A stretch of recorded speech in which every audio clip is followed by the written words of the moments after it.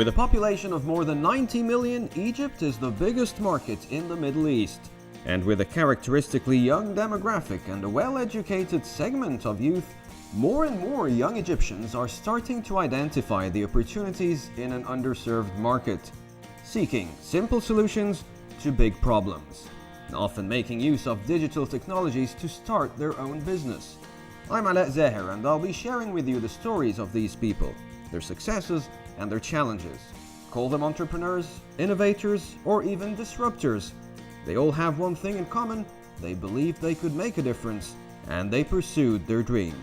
This is Start. I'm in Maadi by the Nile, and we're gonna go talk to Ali and Gamal, who created Egypt's first traffic information app.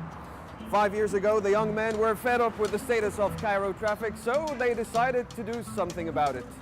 Let's go hear their story.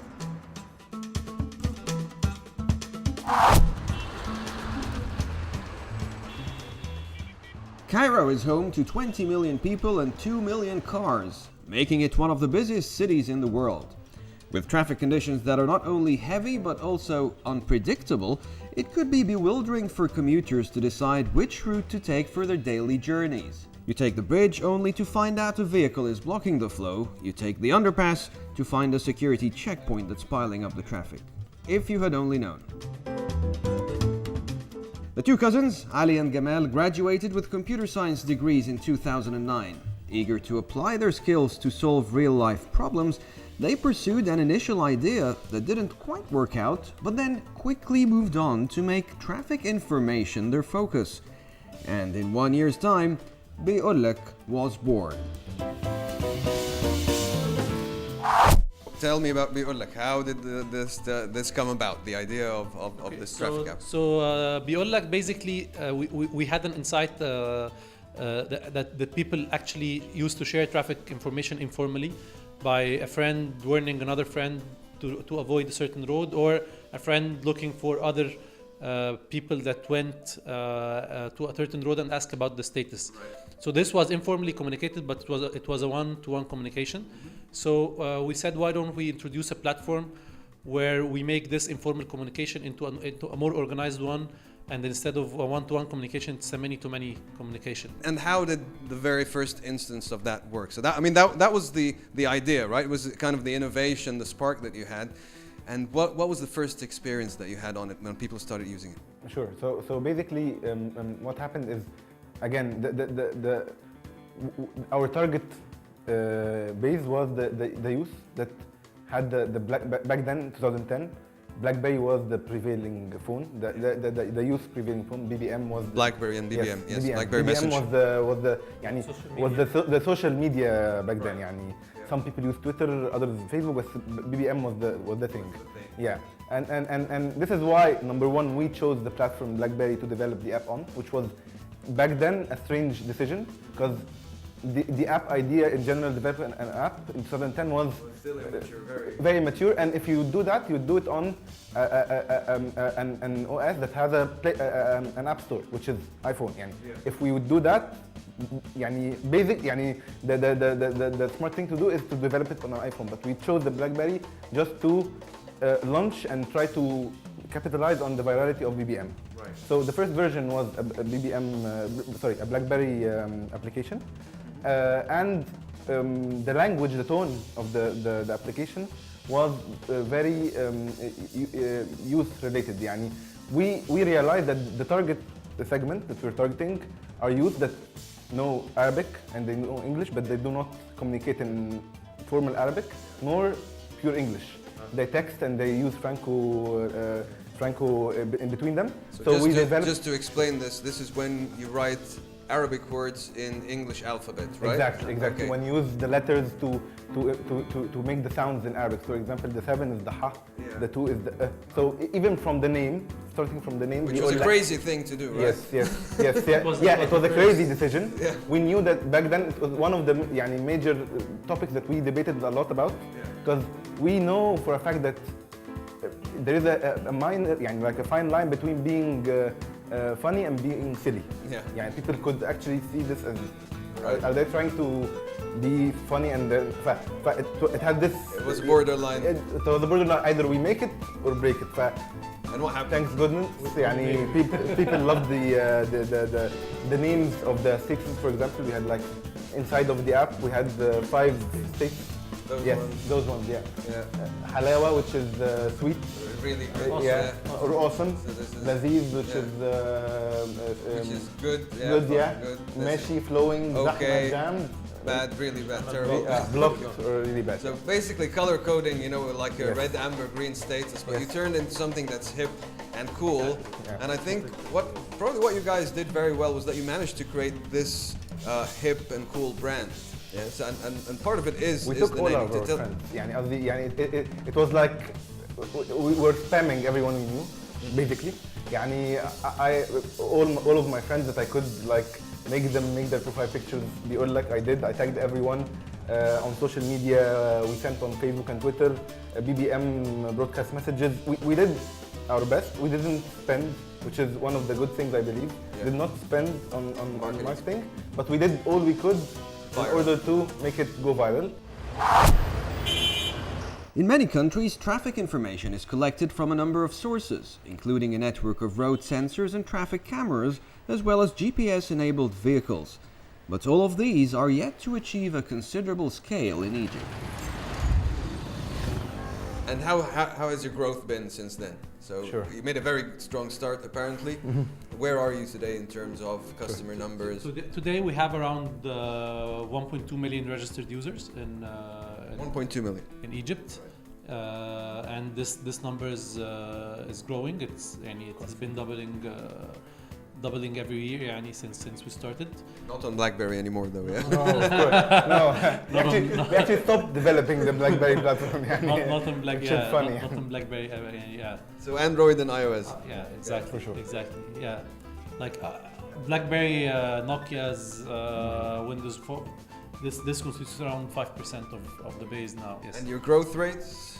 How are those? Is we're like the user base is almost it was doubling every year. Now we're going at around 50% year over year. It's still very big. Number of registered users. Yes. That's great. So with such a big base, and that's quite a substantial base, how are you able to make money? It comes down to that now. I mean, well, you started not by thinking about money, but now apparently you have a real business.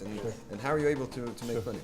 Okay, so basically there is one clear thing that we couldn't take the decision to monetize from people, because we know that the app at the end of the day is a crowdsourcing app.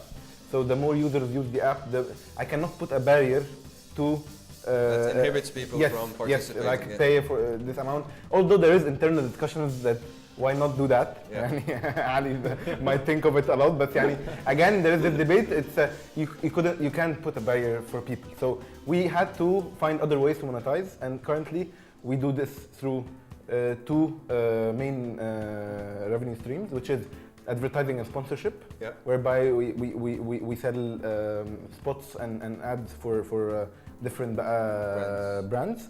And the other part is through we have 3 deals with the biggest operators in Egypt, with all operators in Egypt. It's a value-added service revenue share. So we have at heart we believe that the information should not be just with those who have smartphone penetration. Okay. So how can we reach non-smartphone users? It's definitely through the operator, which is the main link to everyone. So basically you're taking your content and making it available on SMS? Yes, exactly. It's a service that you subscribe to, and it sends you the breaking traffic news. Official stats indicate there are approximately 24 million people accessing the internet through their mobile phones in Egypt today, from a total number of 95 million mobile phone users. So Ali, I want to talk about the financial aspect of your business. Tell me about how you actually started the business in terms of financing. What level of financing did you need? How did you make a start? Okay, so when we started back in 2010, it was all like our efforts. So the development was in-house, the design was in-house, We only needed like a very basic small amount of money to buy the hosting and the domain name, which was very minimal. Which you basically manage from your own resources? Yes, it's very minimal. As for the marketing, from day one we were completely viral, so we didn't need any marketing cost. Yep. So if you talk about the start, it was fairly like very minimal budget. We didn't need external financing. Great, and so that's the beauty of doing a digital business. Yes, exactly. But then it started to scale, didn't it? So how did that change in terms of your cost demands on your business? Okay, so we started generating revenue by Jan 2012. This is the first revenue ever. So as we generated revenue, we started to scale our business. So we didn't spend money that we don't have, yani. Right. So you guys were bootstrapping, basically. Yes, exactly. By the end of 2012, we won the Start with Google competition, Yep. which was $200,000. So this you can consider this as a seed fund, but with no like external shareholders coming in. Of course, there's like some luck about it, yani, thank God, yani. Yeah. But we were actually managing to grow the in 2000, if you look at our numbers in 2014, we were actually profitable. Yep. And in 2015 we are also profitable. And what are your biggest cost items? Salaries, that's one of the biggest, and hosting. Right. Like, yeah, the servers and stuff. That's the two biggest cost items. Okay. And at this point in time, now that you're profitable, are you looking for financing or funding in any way at this point? Yeah, if you speak about the Egyptian operations, we're profitable, but currently we're looking, we're planning to expand outside of Egypt. Yeah. Like as we speak, we're live in Saudi Arabia, and we will be live in Nigeria in January, and another 2 cities in 2016. So if you speak about the external, like outside of Egypt operations, we need financing to actually like move very quickly. In Egypt, there's only a handful of local venture capital funds. But over the past year, Egyptian startups attracted foreign investors, with reportedly 4 startups raising Series A rounds. So Jimmy, now I want to go back home from Maadi over to 6th of October, Sure. and I want you to show me how Biollek can help me with that. Sure. So basically, you tapped on the main experience of Biollek, which is you open Biollek before hitting the road to decide which alternative you should take, Okay. which road you should take. Let's. Shall we demonstrate it? Sure. Let's Hop go. into the car. Sure.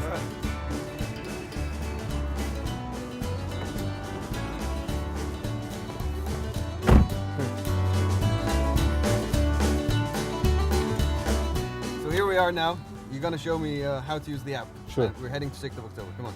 Perfect. So you open Biollek. Right. Once you open the app, you have two ways to check your road. Yeah. Either you when it opens, it goes on the home tab, Yeah. where you have all the roads that we cover. You could search for the road that you want, for example, or you could go on this tab, which is the From To tab. Right. It automatically detects where you are, so you're currently near Maadi, and it asks you where do you want to go. Right. So here you We're said going 6th of October, right? October, yes. Perfect, and then you say Right. Tamam. Right. It will show you all the alternatives that you could take from Maadi to 6th of October. So these are alternative routes. Yes. Okay. So you could either take from the way 15th of May Bridge, Mahwar, or Corniche Mahwar, or the area Wahat. Okay. These are all, and you could know this is to just get a flavor of what's inside of this road. So these couple of alternatives have jammed roads inside of them. Right, Let's check one of them. Okay. So here, this is the list of the roads Mm-hmm. in order that you take in order to reach your destination. Okay. So basically, you go take Maadi, Corniche, the But then Corniche. we have a traffic Yes, jam here on Corniche exactly, and Nil. exactly. Right. You could go on and check what's happening on the road. So you'd see that, for example, Safa Imam says that Zahma 33 minutes ago. These are the users who are Yes, reporting exactly. the status. Exactly.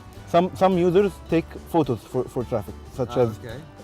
Shihab only took a photo for Magra Al-Ayun. Ah, right. This is and a he- live photo. That Yes, yes. Oh, that's brilliant. Yes.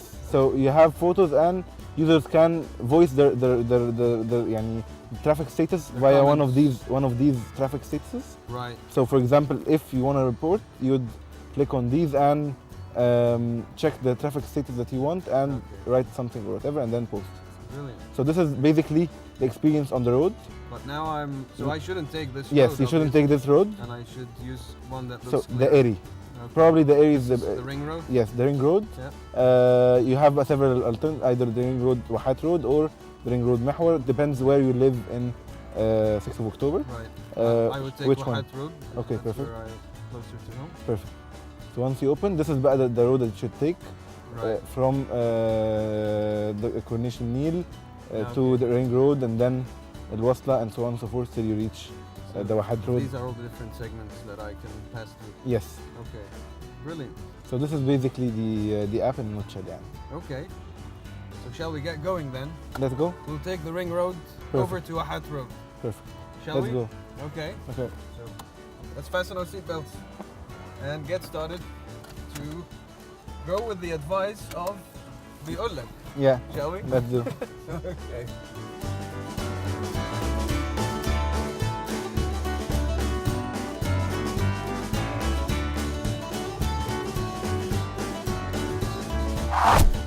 Ali and Gamal have had a fascinating 5-year journey, so let's recap their story.